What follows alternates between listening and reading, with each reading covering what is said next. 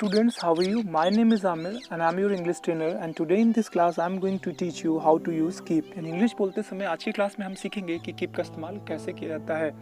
इससे पहले ऑलरेडी कई क्लासेस में हमने कई अलग अलग टॉपिक्स को कवर किया है। इससे पहले हमने सीखा कि इंग्लिश में अगर हमें किसी को टाइम बताना होगा तो उसे हम कैसे बताएंगे।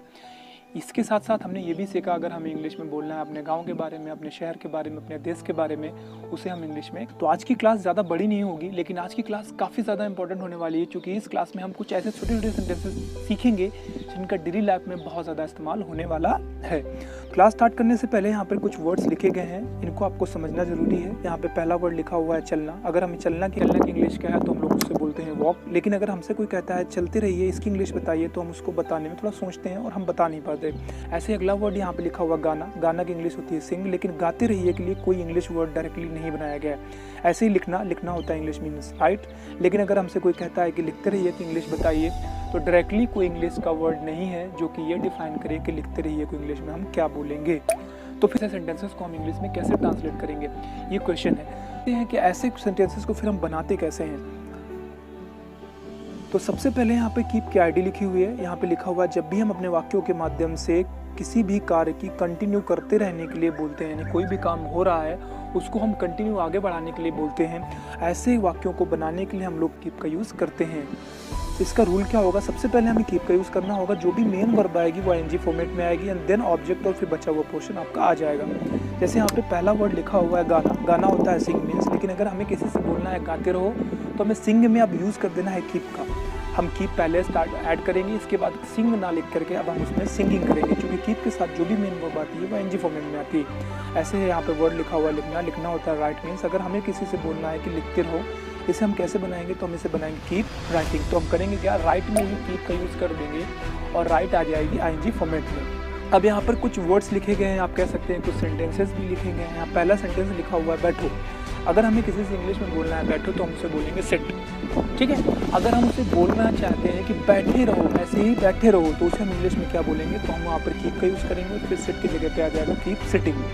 ऐसे चुपचाप बैठे रहो, तो यहाँ पर चुपचाप वर्ड ऐड कर दिया गया है। तो आपको करना क्या है, कीप सिटिंग यही मेन सेंटेंस है, साइलेंटली आप इसे ऐड कर दीजिए लास्ट में। ऐसे अगला वर्ड लिखा हुआ है वहाँ चुपचाप बैठे रहो, तो फिर यहाँ पर कीप सिटिंग देयर साइलेंटली। तो I'm sure आपको चीज़ें समझ में आ गई होगी। कोई भी काम करना है सिंपली हमें बोलना है गाओ तो होगा सिंग, हम बोलेंगे गाते रहो तो हो जाएगा कीप सिंगिंग, और हम कहेंगे चुपचाप गाते रहो तो बन जाएगा कीप सिंगिंग साइलेंटली। या फिर हम बोलेंगे ठीक से गाते रहो तो हो जाएगा कीप सिंगिंग प्रॉपरली।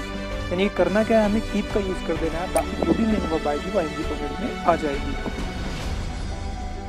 ऐसे यहाँ पे कुछ और सेंटेंसेस लिखे हुए हैं। क्रिकेट खेलते रहो, हमें करना क्या है, कीप प्लेइंग क्रिकेट। चुपचाप बैठे रहो, हम ऑलरेडी बना चुके हैं कीप सिटिंग साइलेंटली। उसे देखते रहो तो हो जाएगा कीप वॉचिंग हिम। अब हम यहाँ पे सी का यूज़ नहीं करेंगे, लेकिन चूंकि जब हम किसी चीज़ को देखते हैं तो वहाँ पर हम सी का यूज़ करते हैं, लेकिन हम बार बार उस चीज़ को देखते ही रहते हैं, तो वहाँ पर हम सी को कन्वर्ट करके फिर वहाँ पर हम वॉच का यूज़ करते हैं। तो यहाँ पर वॉच का यूज़ होगा तो हो जाएगा कीप वॉचिंग हिम। गणित के सवाल लगाते रहो। अगर हमें किसी से बोलना है गणित के सवाल लगाओ तो हम बोलेंगे सॉल्व मैथमेटिकल प्रॉब्लम्स, लेकिन लगाते रहो बोलना है तो हम क्या करेंगे, फिर हम वहाँ पर कीप का यूज़ करेंगे और फिर सॉल्व की जगह पे सॉल्विंग आ जाएगा। बाकी का मैथमेटिकल प्रॉब्लम्स वैसे वैसा आपका बना रहेगा। तो ये थे साधारण वाक्य, सिंपल सेंटेंसेस, अफर्मेटिव आप कह सकते हो। लेकिन अगर हमें बनाना है नेगेटिव सेंटेंसेस तो हम क्या करेंगे, तो नेगेटिव सेंटेंसेस बनाने के लिए इतना तो यहाँ पर हम अब नेगेटिव सेंटेंसेस में क्या करेंगे, नेगेटिव सेंटेंसेस में हम डोंट का यूज़ करेंगे सेंटेंस के स्टार्टिंग में। बाकी कीप वर्ब आईएनजी फॉर्मेट में और ऑब्जेक्ट जो भी बचा पोर्शन है आ जाएगा। जैसे बैठे मत रहो तो हमें करना क्या है, बैठे रहो होता है कीप सिटिंग, तो डोंट कीप सिटिंग बैठे मत रहो। ऐसे ही दूसरों पर दोष मत मरते रहो, तो दोष मत मरो, डोंट ब्लेम अदर्स। दूसरों के ऊपर दोष मत मरते रहो तो हो जाएगा डोंट कीप ब्लेमिंग अदर्स। एक जगह पे खड़े मत रहो तो हो जाएगा don't keep standing at one place. अगला सेंटेंस यहाँ पे लिखा हुआ है उसकी सहायता करने का दिखावा मत करते रहो, तो यहाँ पर हो जाएगा don't keep showing up. Show up means दिखावा करना, don't keep showing up to help him.